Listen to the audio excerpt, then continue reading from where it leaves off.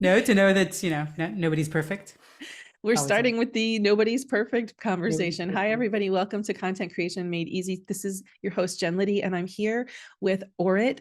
And our Orit, I forgot to ask the pronunciation of your last name, which I normally do before I start talking, but I didn't want to mess it up. So That I'm would just that going to would be have like a you. whole episode just to pronounce my last name. How do We you would have pronounce to your like last start name? recording, from there, and then just make a Polish pronunciation workshop because my last name is Polish.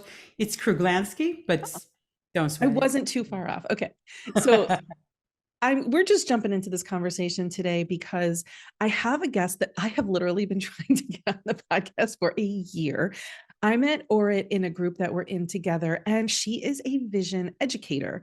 And when I listened to her talk about the stress on our eyes, I immediately, my brain immediately perked up because I was like, who is looking at their phones, their screens more than a content creator?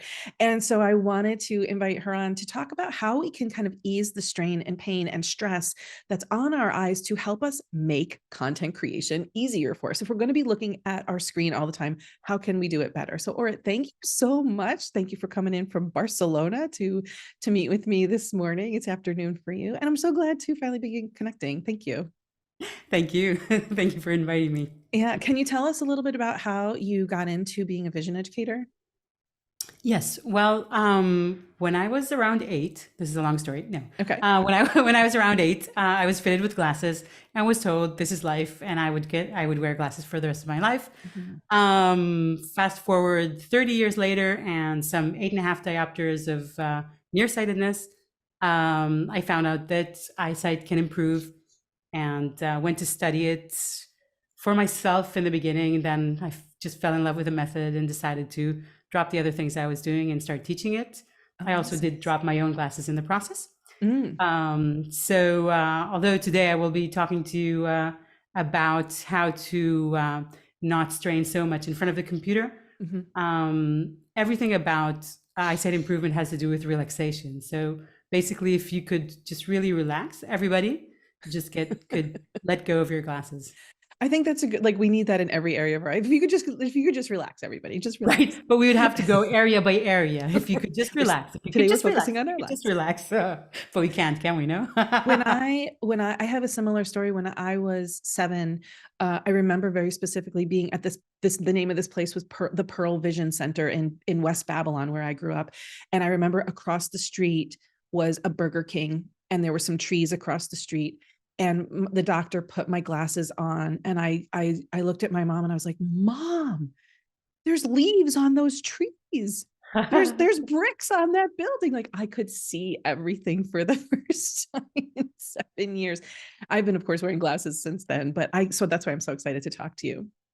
Well, I mean, probably not for the first time. That's usually people's vision story is like this one moment where you find out that you can't see. But Hmm. actually, most people don't remember so much what was going on before that, Hmm. and most of us did see well before we got our glasses.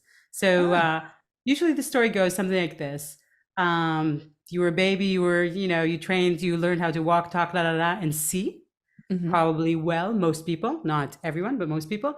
And then at some point in childhood, a lot of times at school, the strain, the stress, life just became too difficult. And you were just like, hey, how about I lower the volume just a little bit? Maybe if it's a little blurred, it's not so much in my face. Wow. And then that's when the blur occurs. And then somebody's like, hey, this girl can't see very well. And you take it to the doctor and they fit you with glasses. So that was definitely my story. Around age 7, Hmm. my parents were having like a really nasty divorce. Hmm. I was not doing so well in school in terms of my relationships with, society at large. And I just remember thinking literally, I wish the world would just take a step back and give me a little more space for myself. And lo and behold, there came the glasses, and they were, I think, 1.25 diopter when I started. And I was told, as most of us were told, that I should never take them off. I should always wear them. And the funny thing is, now I know that that's a big mistake because the bad girls who did not put on their glasses actually did not their diopters did not rise and rise with the years, but rather they stayed with the initial one and something diopter, or even don't need glasses anymore. What's a So diopter? I don't know that term. diopter is like the measurement of how much help you need to see. Okay. So Um, when my contact lenses were like, negative 200 and negative 140 on the other side, is that diopters, or are we using a no. different measurement in the US or something? Or is that just like the formal term that like a layperson wouldn't know? I've never heard that term before. I've never heard anyone with 200 diopters. I mean, Right. the measurements that I'm using are totally different because you could not have 200 diopters. Right. Um, So that must not be the right term. I'm trying to. That's just like your prescription is like so my prescription would be, I had LASIK surgery done, and now my prescription is completely different. But I've never heard anybody use that term before. Diopters. oh, okay, but it's like it was minus something. Yes. So it's like if like your 20/20 vision is like, I guess, in the middle, and then you're negative after that. But you're talking about a way of measuring eyesight. I think we're both Yes, talking about the same thing, but we're using different yes, I think terms, so. right? Okay. I think Okay. so. Yeah. So I mean, diopters is a the way diopter to is measure. the amount of the lens is curved in a way. Yeah. Okay. Let's So see. this is fascinating to me because what you're saying is I never thought about asking why eyesight becomes problematic, and you're really attributing it to your brain needing to dial down the stress. Yes, totally. I never thought to ask, like, why are my eyes, quote unquote, bad? That's actually the funny thing about it, because nobody asks that question. Oh, People are just like, so you need glasses. It's like you developed a need for glasses. Is that like humanly, is that in the human range of things that can happen? You just like develop the need for glasses, as if a headache is like you developed a need for aspirin, right? It's like it's just weird. But nobody asked that question from the moment that glasses were invented in a way. Not from the moment, but at some point people stopped asking that question, because before that, they were kind of aware that eyesight becomes bad because of strain. And actually, eyesight problems became very widely, affecting wildly the population when schools started, when obligatory education started. mhm. So schools, prisons, stressful places make Yeah. people nearsighted. Yeah, let's talk about you like one of your specialties is the relationship between eyesight and stress. So can you talk a little bit more this one specific thing you said, I think illuminates this very clearly, email apnea, the thing that we Right. do when we're holding our breath. And when I read that from you, I was like, I have done that for years and I catch myself, but how are all of these things related to our eyesight? And then what the heck are we supposed to do about it? Okay. So it's not even that I'm specialized in eyesight, in relating eyesight to stress. Everyone who works in this field, in Mhm. my field of like natural eyesight improvement, relates this to stress. It's just the way it is. Mhm. The vision problem, whether you look at it physiologically or emotionally, it's always a stress problem. It's like a chronic strained muscles. Okay. So that's what actually deforms the eye. Mm. But the thing is with the eyesight, if you want to know how naturally like we see, just imagine yourself walking outside. Okay, so you're walking outside. How much of that time will you be looking at just one direction? Not Just like in a fixed way, just in one direction, basically zero, right? not Because right, there's right, like, right. a bird passing, a dog passing, a lady, funny lady with a hat, and then, then you hear a sound and you turn around, and just like stuff happening all around you, right? Yeah. Yeah. And now, how do you look at your screen? Dead on. Right. And For then hours. how many things, when you walk outside, are in the exact same distance from you? Oh, that's not right. It's so varied. None. Right. Because like the fire hydrant is there and the window is there and the tree is there, like things are all around you, and they're all like placed in different places. Yeah. So where's your computer screen? Oh, it's like directly in front of my face. Directly in front of your place. So you're always basically staring at the same thing at the same Yeah. distance. Yeah. So another thing is blinking. So, Hmm. when you go have coffee with a friend, you'll see that as you talk, you blink and she blinks, and you kind of blink to each other. And that reminds, like, in between parts of like the human conversation, is that we breathe and blink. Mm. So if your friend, for some reason, holds her breath,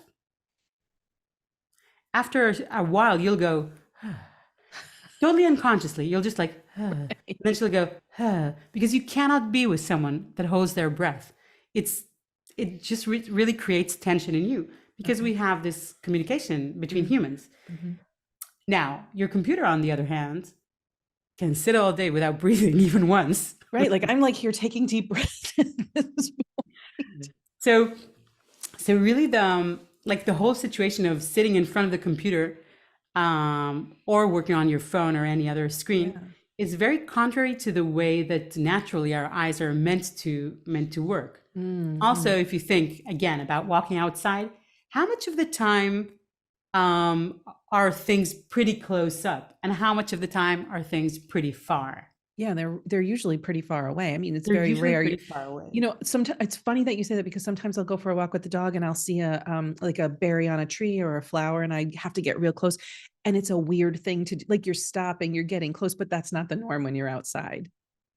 But even if you, I mean, if you see a flower, your vision can zoom in on it and you can Mhm. see it from far, from Mhm. far. There's no reason for you to, I mean, you can get close. And even as you get close, you will be like, "Yeah," getting closer. So it's like not, it's like an Right. action. There's like a Yes. change in distance. You're like getting closer and getting further Oh, yeah, yeah, away. yeah. You're not just like, It's not static. it's not static. Vision Yeah. is very, very dynamic. So, um, adding to all of that things, to all of those things, when you're outside, most interesting things come from the periphery. Mm. Like they're going to be like appearing from here, from somewhere that you were not looking at. Mhm. Like things don't tend to come to you like this, Mhm. right? It's going to be something catches your eye. Mm. So the whole periphery is very important. Mhm. When you look at your computer, where is there nothing interesting around the computer, Right. right? Right. In So fact, you probably try really hard to stay focused on your computer because you want to be productive. And so anything distracting is, you want to reduce that stuff and remove that stuff for your work environment. right. So I would Yeah. say no, you do not want to reduce or remove that stuff. Okay. You want Interesting. to consciously plant that stuff there in a way that's not distracting, as in, I'm going to totally concentrate on something else, but in a way Mm. that reduces that kind of clench your teeth, hold your breath kind of Hold your breath. concentration, which is actually not good for your productivity. It's certainly not good for videos or audios that you want to record, because the Mm-hmm. more relaxed you are, the better things come out, right? Yeah. If you're not breathing, then it doesn't sound so good. I'm just gonna die. I'm gonna pass this last piece of content to you before I. I'm sorry I died. Sorry, I died. I didn't make it. I Or like didn't breathe. you like stare very Focus. hard at the I was screen. Okay, I'm going to convince you eyesight improvement is possible and worthwhile. It's just like, no, So if you blink, you breathe, you kind of look around. So I love that. um, that's the computer situation creates more strain for our eyes, but Mhm. strain for our eyes is strain for our whole body. I mean, the Yeah. the thing that I said in the beginning about like eyesight problems being related to strain, it's also like a two-way street. So the more you strain to see, the Mhm. more tense you are. Mhm. Mhm. And the more you relax your vision, the more relaxed you can be. Do you have any ways for us to get started with some really basic things that we can do? You've already mentioned some great nuggets like, having something around your computer to kind of dance your eyes on in a non-distracting way, but in a more in like an intake. I also heard you like I think you're saying get the hell outside, walk around, like give your eyes a rest and just be more out in nature, even just walking down your street. I am saying that. Mhm. Definitely, I am saying that. But I also think there's a lot of things you can do as you work Great. that will improve, reduce this tension and improve your productivity. Actually, because if you breathe, everything becomes easier because you kind of Okay. need the oxygen to think.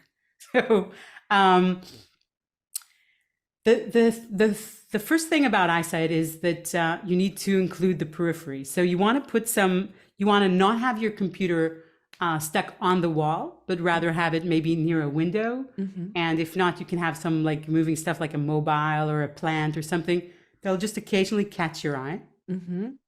Okay. And if the screen is not flush against the wall, then you have some visual distance. You can look Mm-hmm. at something that's on the wall rather Mm-hmm. than just like staring at the same distance. So it's Mm-hmm. all like things that I want to encourage movement and change. Interesting. So almost like creating depth on your desk, like the way that my computer is set up, this is a laptop. It's on a thing to hold it up a little bit so I don't have to look down. And then Good. behind it, there's some stuff. There's a window in front of me, but they all create different levels of depth for my eyes to look at. Exactly. Okay, Exactly. cool. That's already part of it. And then in the screen itself, I mean, the screen for the eyes is huge. As I said before, you can totally zoom in with your eyes on a berry, on a detail, Mm, on a flower. And it doesn't mean you lose the periphery. It doesn't mean you forget the periphery, like everything that's around it. mhm. But eyesight is actually meant to focus on small details. And the screen, and even the screen of a phone, is huge for our eyes. So we kind of try to take it all in at once, thinking that Okay. we're saving time. But Mm, really, what we want to do is look detail by detail, or kind of um, move your eyes on the screen. I mean, in the same way that I want you to move your eyes in the space, right. in the screen itself, you can move your eyes. So if you're kind of like stuck in the same position and kind of like taking everything in, that's very stressful for the eyes. But if you're kind of like looking at one thing and looking at the other, maybe even moving your head, Mm, which which is one of the things that people notice after years of not so good seeing habits is that they have like a lot of tension in their neck yes. because they're just like stuck and maybe at the most moving their eyes like the Addams family, Yeah, yeah. so so you really want to like point your nose at what you're looking at and look at a small detail. So like really So moving your whole head, not just your eyes. Like yeah. not like your eyes darting around, but actually moving your head. I pretty much can guarantee I'm not doing that. That's really like a great nugget. And then one great idea is sometimes when I no, I have two things for Zoom calls. Okay. One of them is that behind the Zoom screen, I open like a YouTube video with Hmm. some fish in a Oh pond or yeah. some Yeah. Yeah. exotic country. There's just like around my Zoom screen, there's like fish or something going on, Oh, that's and so that smart. slightly like kind of calls my attention, so I'm not like stuck looking at the Zoom screen or at the camera. And then the other thing is, many times instead of looking at the camera, you can kind of look above the camera and nobody will Mm, notice. mm-hmm. And that gives you like more depth. So a lot of times, I mean, maybe not when I'm teaching, but when I'm like listening to, or I'm in a conference and you kind of you don't want to be looking out the window, although I actually recommend that. But it seems kind of rude, uh, Yes. Yes. right? It's just like, yeah, so I'm listening and I'm concentrated, but I'm looking at the window. But you Yeah. can look like change from looking at the camera to looking above the camera. Hmm. And you can't really see such a difference, can you? No, we really, I mean, I know that our listeners can't see it, but there really is very negligible difference, which the next time you get on a Zoom call, you can check that out yourself. I have a So, question for you about this though.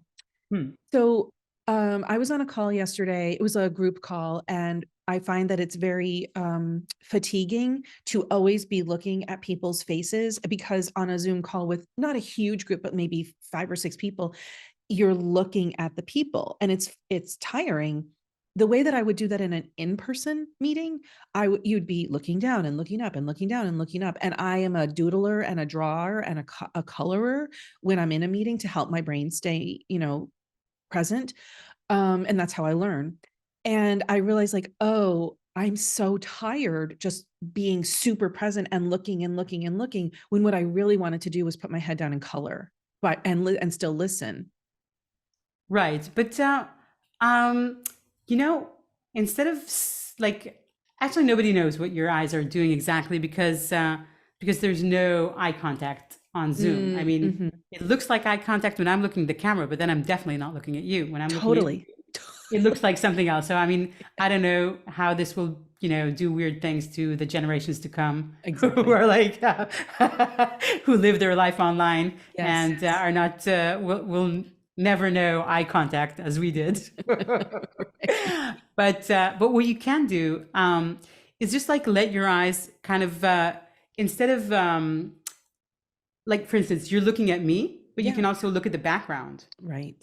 You Right. can look at me and look at the background, and you can look at the dark parts Yeah. around the Zoom. And Mm-hmm. it's not going to make such a difference to me. It's not like you're really, really looking. There's no eye contact. Right. So Okay.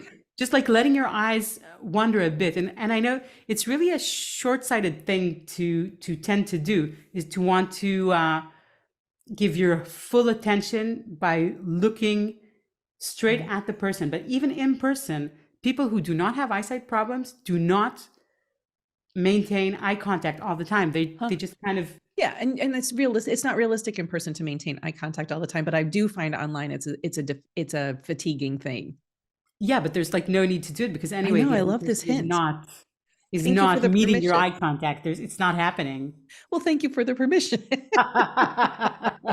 More than a permission, it's a recommendation because I Yeah. think actually you can be much more present when you release part of the attention on the visual channel and you're Mm. more on, listening. And that's what you do when you doodle actually, right? Yes, You're I'm like only listening listening. and Yes. you're drawing. So it's not as if you're not uh, present to the Engaged. conversation. Mhm. You're just like not necessarily present through your visual channel. Mm, I So love that. you can kind of relax that visual channel even on Zoom. I mean, just move your head around a Yeah. little bit, look rather than straight at the face of the person, to the Mhm. sides, and look at the black. And you'll see also that um, the eyes really focus on a small area. I mean, if you look at my face and Mhm. then you change and you look at the background, Mhm. you will see that my face kind of fades away. Mhm.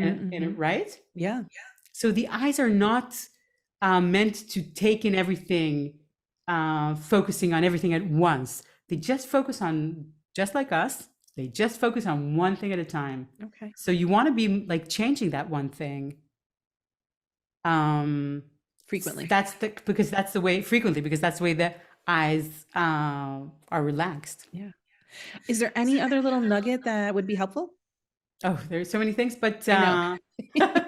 I know we could probably talk for hours, but I also like I want to find out how you work with people and how people can get into your orbit. So I don't want to like use up all of our time, with you giving a million tips because I know how much you have to share. really, I think breathing is very important and blinking is Mm. very important. So, one of the things I tell my clients is to put a post it note on the computer that says blink and breathe. It sounds kind of silly. If you're embarrassed, you can get your kids or somebody's kids to draw like a little cloud and a little eye to remind you to blink and breathe. And Cute. then, even if you don't remember that you're actually looking at that post it note, your eyes kind of very quickly go there and you're going to breathe more. I love You're that. going to Yeah. do it more just because you have this reminder there. So and that's actually kind of kind of the thing that I have like a little free online training Mm. just for this for reducing computer strain, Okay. and it basically says what I said now. Look to the sides, have some visual distance, change focal distance, blink and breathe. And then it Mhm. has this like little PDF that you can Okay. print and cut off like a little part that you can stick on the bottom of your screen. And it has like little drawings that remind you to blink and breathe. So, I'm going to have the link for that in the show notes so that people can click right on it and access it. I'm so glad that you have that for us. So so tell that, me, yeah, go how ahead. do people work with you? Okay, so people work with me in several ways. Mhm. I have some online courses, but mostly people who come to me want to actually improve their eyesight more Mhm. than just reducing strain from working in the computer. People who actually want to discard their eyeglasses or not need contacts anymore or not need the readers anymore, and just they go through like a whole process of learning good seeing habits and also visiting this emotional context that got them, so tired or so strained that they didn't want to see. Yeah. And I'm currently working mostly one-on-one. Mhm. So you can drop me a line, and I will tell you about my program. Great. Um, Are you on social media? Can people follow you there? I'm on social media, but since I work in Spanish and in English, it's half and half. So it's kind of That's right. That's right. it's kind of weird to follow. Um, but I think yeah, you can. I have a website and a Facebook page in English, Okay. which are just in English Great. I for will drop people who those like that links language. then so that people can get into your world, because I think this is super empowering for people to know that they don't need to be reliant on glasses, and their eyes aren't necessarily just going to get worse and worse and worse and worse. And that I love also hearing that, we can incorporate moving away from our computer and reducing time in front of it, but that you have realistic strategies to help us while we work, because working is part of our life. So, especially writing and creating for content is, it takes a lot of time and energy. And so if we can reduce the stress of that, I'm so excited to be having this conversation. And thank you so much for your insights. Do you have Oh, anything I else want you to want to say share? Yeah. one last thing. There's like the 20-20-20 rule, that every 20 minutes, for 20 seconds, you look 20 feet away. Oh, I didn't know That's that rule. that's like the rule that if you look online, how to like not strain your eyes, that's what you would Okay. find. But I'm like more of a fan of the 1-1-1 rule. Every once in a while, just like for 1 second, look away from your computer. This It's just was like such I'm a gonna I'm great gonna list. now publicly give you all permission to look away from your computer, I'm looking away. right? I feel rude, but I'm looking away. For instance, when you're downloading something Mm, or the computer's thinking, yeah.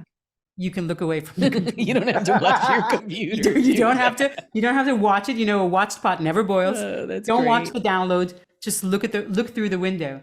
And that's just like these really small breaks Mm, are going to make such a big change in okay. how tired you are when you finish the day, because a lot of our fatigue comes from the eyes and we're not even aware of it. Yeah, this is all So news to me. So, I'm so happy to be able to share this with my audience. And I think it's fascinating. And I'm also so happy to be connected with you. So, thank you for taking the time today. I will definitely have the link so people can get in touch with you. But people, look away look from your away, look phone, look away. away. Thank you for joining me on Content Creation Made Easy. I will talk to you next week with another gem to help you make your content a lot easier. Talk to you then. Bye.